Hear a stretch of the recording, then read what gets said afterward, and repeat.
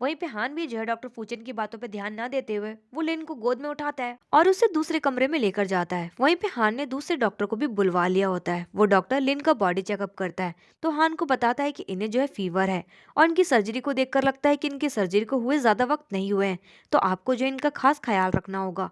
फिर डॉक्टर इतना कहकर वहां से चला जाता है। वहीं पे फिर हान लिन के करीब जाता है जहाँ पे लिन बेहोशी की हालत में डॉक्टर फूचन का ही नाम बोल रही होती है।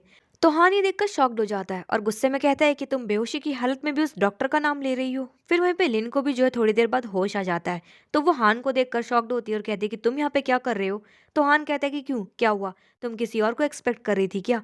तो लिन कहती है कि सामने से हटो, मुझे काम पर जाना है।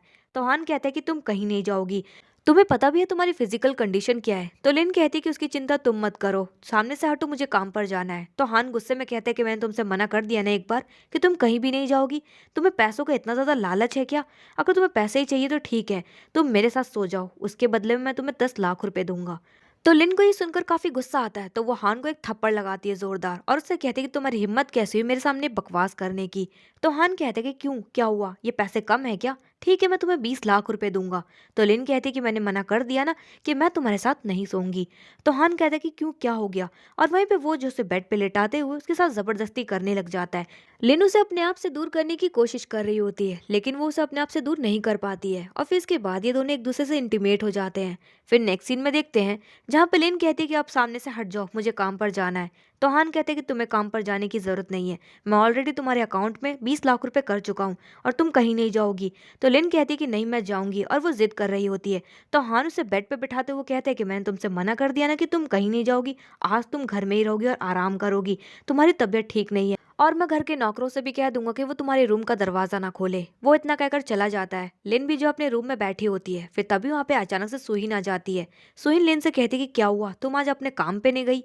तो लिन कहती कि क्यों, तुम्हें पता नहीं है क्या, हान ने मुझे रूम में बंद करवा रखा है, उसने मुझसे साफ मना किया है कि मैं कहीं नहीं जा सकती। तो सुहीन कहती है कि तुम्हें किस बात का डर, तुम यहाँ से आसानी से भाग सकती हो, इसमें मैं तुम्हारी मदद करूंगी और हान को भी इस बारे में कुछ भी नहीं पता चलेगा। तो लिन कहती कि तुम मेरी मदद करोगी, आखिर तुम मेरी मदद क्यों करना चाहती हो। तो सुहीन कहती कि इसीलिए क्योंकि मैं इस घर में तुम्हें एक पल भी बर्दाश्त नहीं करना चाहती, तो चुपचाप यहाँ से तुरंत ही निकल जाओ। फिर हम नेक्स्ट सीन में देखते हैं जहाँ पे लिन अपने काम पर पहुंच जाती है। वो जैसे ही उस बार में पहुंचती है तो उस बार में इस बार वीआईपी कस्टमर की जगह उसके डैड बैठे होते हैं। वो अपने डैड को देखकर काफी शॉक्ड हो जाती है और वहीं पे सुहीन भी बैठी होती है। सुहीन जो उसके डैड को जानबूझकर लेकर आई होती है उस जगह पर।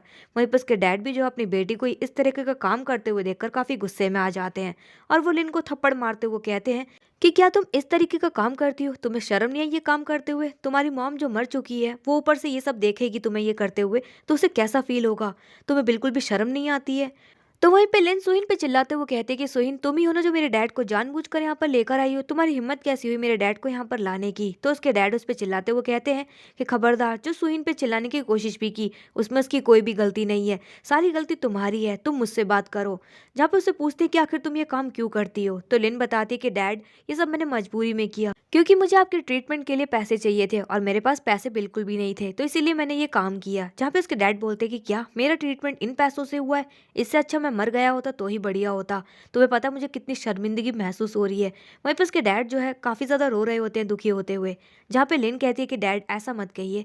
वहीं पर उसके डैड जो उसे धक्का मार देते हैं और तभी उसके डैड को अचानक से हार्ट अटैक आ जाता है। लिन ये देखकर काफी ज्यादा डर जाती है, अपने डैड के पास जाती है और डैड से कहती है कि डैड आप ठीक तो है ना, आपको क्या हो गया है। जहाँ पे उसके डैड कहते हैं कि मुझसे दूर हट जाओ, मुझे कुछ भी नहीं हुआ है। और वहीं पे उसके डैड अचानक से बेहोश हो जाते हैं। फिर नेक्स्ट सीन में देखते हैं जहाँ पे लिन अपने डैड को हॉस्पिटल लेकर पहुंच जाती है और वहीं पे उसके डैड का ऑपरेशन चल रहा होता है। वहीं पे सुहीन भी झूठी सिंपैथी दिखाते हुए लिन से कहती है कि सॉरी लिन, मुझे नहीं पता था कि तुम्हारे डैड की तबीयत इतनी ज्यादा खराब हो जाएगी, वरना मैं उन्हें कभी लेकर ही नहीं आती। तो लिन जो है सुहीन के पास आती है, उसे एक जोरदार थप्पड़ मारती है। तो सुहीन उसे चिल्लाते हुए कहती है कि तुम्हारी हिम्मत कैसी हुई मुझ पर हाथ उठाने की। तो लिन कहती है कि तुम्हारी हिम्मत कैसी हुई मेरे डैड के हेल्थ के साथ खेलने की। देखो तुम्हें मेरे साथ जो भी करना है तुम कर सकती हो, लेकिन मेरे डैड को बीच में लाकर तुमने बहुत बड़ी गलती कर दी। अगर मेरे डैड को कुछ भी हुआ तो मैं तुम्हें नहीं छोड़ूंगी। और वहीं पे उसका गला दबाने लग जाती है। लेकिन तभी वहां पे अचानक से हान पहुंच जाता है। हान जो लिन को दूर हटाते हुए कहता है कि तुम क्या कर रही हो, तुम्हें होश भी है, तुम पागल तो नहीं हो गई हो। वहीं पे वो सुहीन से पूछता है कि सुहीन तुम ठीक तो हो ना। सुहीन कहती है कि हाँ मैं ठीक हूँ। और वहीं पे फिर वो लिन पे चिल्लाते हुए कहता है कि मैंने तुमसे कहा था ना कि तुम घर पर रहना, तुम्हारी हिम्मत कैसी हुई घर से बाहर निकलने की, तुम यहाँ पे क्या कर रही हो। जहाँ पे लिन भी जो रोते हुए हान से कहती है कि तुम तो हमेशा मुझे ही ब्लेम करते हो, तुम इससे पूछो कि इसने क्या किया है। वैसे छोड़ो, मुझे अच्छे से पता है कि तुम इससे कभी भी कोई सवाल नहीं करोगे क्योंकि तुम्हारे दिल में ये लड़की जो रहती है। तो हान हैरान होते हुए लिन से कहता है कि तुम क्या कह रही हो लिन, तुम पागल तो नहीं हो गई हो। तो लिन कहती है कि मैं सही कह रही हूँ। वहीं पे सुइन भी जो है हान से कहती है, सॉरी हान, मुझे नहीं पता था कि अंकल की तबीयत इतनी ज्यादा खराब हो जाएगी। अंकल ने मुझसे जिद की लिन से मिलने की तो मैं उन्हें उसके पास लेकर चली गई। तो हान भी ये सुनकर शॉक्ड हो जाता है और सुइन से पूछते है कि क्या अंकल की तबीयत खराब है, और फिर लिन के पास जाता है, उससे कहता है कि तुमने मुझे बताया नहीं था कि तुम्हें पैसे क्यों चाहिए थे। तो लिन कहती है कि तुमसे मतलब, पैसों का इंतजाम मैं खुद कर लूंगी। तो हान कहता है कि अच्छा, तुम पैसों का इंतजाम कैसे करोगी, तुमने खुद की हालत देखी भी है, तुम्हारी मदद सिर्फ मैं ही कर सकता हूँ। तो लिन कहती है कि मैं किसी और आदमी से मदद ले लूंगी लेकिन तुमसे बिल्कुल भी नहीं लूंगी। तो हान गुस्से में कहता है कि अपना मुंह बंद करो और चुपचाप घर चली जाओ। जहाँ पे लिन कहती है कि नहीं, मैं अपने डैड से मिले बिना घर नहीं जाऊंगी। तो हान कहता है कि अगर तुम अपने डैड से मिलना चाहती हो तो चुपचाप घर चली जाओ, वरना कल तुम अपने डैड से नहीं मिल पाओगी। तो लिन उसकी बात मान जाती है। वहीं पे हान अपने असिस्टेंट से कहता है कि जाकर चेक करो कि लिन को जो है कमरे से बाहर किसने निकाला, जिसने भी निकाला हो उसे घर से बाहर निकाल दो। वहीं पे लिन भी जो उसके असिस्टेंट के साथ गुस्से में वहां से चली जाती है। वहीं पे सुइन भी जो हान की बातें सुनकर डर जाती है, तो वो हान को खुद ही बता देती है कि वही है जिसने लिन को कमरे से बाहर निकाला था। हान भी जो हैरान होते हुए सुइन से पूछता है कि क्या तुम्हें पता था कि लिन के डैड की तबीयत पहले से खराब है। तो सुइन कहती है कि मुझे इतना पता था कि जेल से निकलते ही उनकी तबीयत खराब हो गई थी, लेकिन मुझे नहीं पता था कि अंकल की तबीयत इतनी ज्यादा खराब है। तो हान कहता है कि तुमने मुझे क्यों नहीं बताया इस बारे में, और तुमने लिन को रूम से बाहर क्यों निकाला, तुम्हारी हिम्मत कैसे हो गई। तो सुइन उससे झूठ बोलती है कि लिन मेरे सामने गिड़गिड़ाते हुए रो रही थी और कह रही थी मुझे रूम से बाहर निकालो, तो इसलिए मैंने उसकी मदद कर दी। तो हान कहता है कि तुम्हारी हिम्मत कैसे हो गई, तुम उस घर में सिर्फ रहती हो, मेरे फैसले के खिलाफ नहीं जा सकती, और कल से तुम उस घर में नहीं रहोगी, तुम कहीं और पर रहोगी, मैं तुम्हारा कहीं और इंतजाम कर दूंगा। जहाँ पे सुइन कहती है कि तुम मुझे घर से बाहर निकाल रहे हो। तो हान कहते हैं कि तुम्हें जैसा लग रहा है तुम सोच सकती हो। और वहीं पे सुइन जिसके सामने गिड़गिड़ा रही होती है, लेकिन हान जो वहां से चला जाता है गुस्से में। नेक्स्ट डे लिन हॉस्पिटल में अपने डैड से मिलने पहुंची होती है, लेकिन उसके डैड तो हॉस्पिटल में होते ही नहीं है। वो अपने डैड को ना देखकर काफी परेशान हो जाती है। तो वहां पर एक नर्स से पूछती है कि मेरे डैड कहाँ पर है। तो वो नर्स बताती है कि आपके डैड तो आज सुबह ही डिस्चार्ज हो चुके हैं। लिन ने सुनकर काफी ज्यादा हैरान हो जाती है। दूसरी तरफ हम हान को देखते हैं, जहाँ पे वो सुहिन के डैड से कहता है कि आपने सुहिन का सामान पैक कर दिया क्या। तो उसके डैड कहता है कि हाँ, मैंने उसका सामान पैक कर दिया। वहीं पे हान कहता है कि सुहिन के पैर तो ठीक नहीं है और नहीं कभी ठीक हो सकते हैं शायद, तो ये जो स्विमिंग पूल है किस काम का है, आप इसे साफ करवा दीजिए। तो सुहिन का डैड बताता है कि बॉस आप ये क्या कह रहे हैं, अगर सुहिन के पैर ठीक भी होते तब भी ये स्विमिंग पूल किसी काम का नहीं है उसका, क्योंकि उसे तैरना ही नहीं आता। जहाँ पे ये सुनने के बाद हान काफी शॉक्ड हो जाता है और कहता है कि क्या सुहिन को तैरना नहीं आता। तो वो बताता है कि हाँ, सुहिन को तैरना नहीं आता।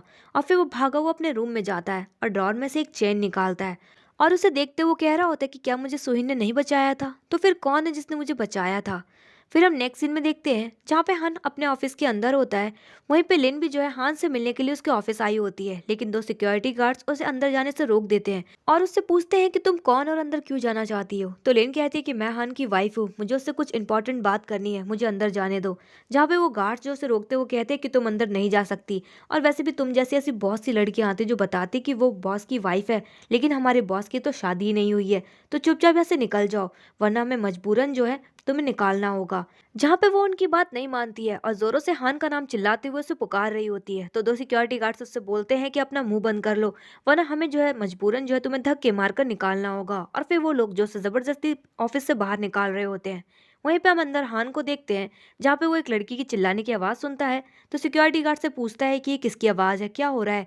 तो सिक्योरिटी गार्ड बताता है कि एक लड़की है जो ये दावा कर रही है कि वो आपकी वाइफ है, लेकिन आप टेंशन मत लीजिए, हमने जो इस लड़की को धक्के मारते हुए निकाल दिया है। वहीं पे हान देखता है कि वो और कोई नहीं लिन है, तो वो भागा हुआ लिन के पास आता है और फिर अपने दो सिक्योरिटी गार्ड से कहता है कि तुम पागल हो गए हो क्या, ये मेरी वाइफ है, तुम्हारी हिम्मत कैसी है उसे हाथ लगाने की। तो सिक्योरिटी गार्ड कहते हैं कि क्या बॉस, ये आपकी वाइफ है। तो हान से डांटते वो कहता है कि अपना मुंह बंद करो और ऐसे निकल जाओ। वहीं पे लिन भी जो हान पे हाथ उठाने की कोशिश करती है, तो हान उसका हाथ रोकते हुए कहता है कि तुम पागल हो गई हो क्या, होश में तो हो ना। तो लिन कहती है कि हाँ, मैं पागल हो गई हूँ, मुझे बताओ कि तुमने मेरे डैड को कहाँ छिपा रखा है। तो हान हैरान होते वो कहता है कि क्या बकवास कर रही हो, मुझे क्या पता कि तुम्हारे डैड कहाँ पर है। तो लिन कहती है कि मेरे सामने ड्रामा करने की कोशिश मत करो, मुझे अच्छे से पता है कि तुमने जो मुझसे बदला लेने के लिए तुमने मेरे डैड को छिपा दिया है, चुपचाप मेरे डैड को मुझे दे दो वापस।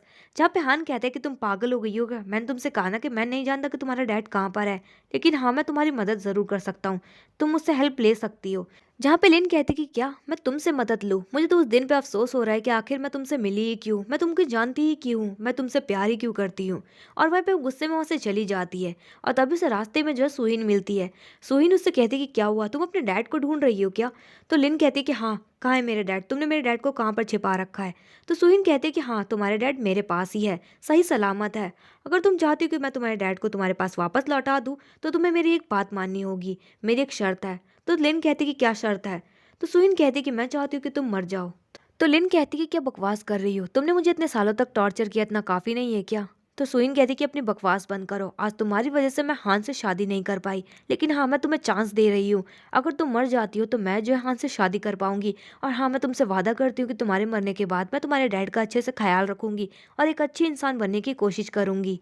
तो लिन भी जो उसकी बात मान लेती है और उससे कहती है कि मुझसे वादा करो कि तुम मेरे डैड का अच्छे से ख्याल रखोगी, क्योंकि इस दुनिया में सिर्फ एक मेरे डैड ही है जिससे मैं सबसे ज़्यादा प्यार करती हूँ। अगर मेरे मरने के बाद तुमने मेरे डैड का अच्छे से ख्याल नहीं रखा तो मैं भूत बन के भी तुम्हारा पीछा नहीं छोड़ूंगी, तुम्हारी जान ले लूंगी।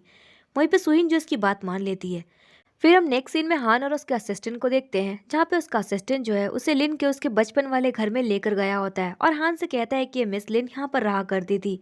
फिर हान जो उसके घर के अंदर जाता है, जहाँ पे लिन की बचपन की कुछ फोटोज रखी होती है और उन्हीं में से एक फोटो वो होती है जिसमें लिन ने वो चेन पहन रखी होती है। हान उस चेन को देखकर सबको समझ में आ जाता है कि लिन ही है जिसने बचपन में उसकी जान बचाई थी डूबने से।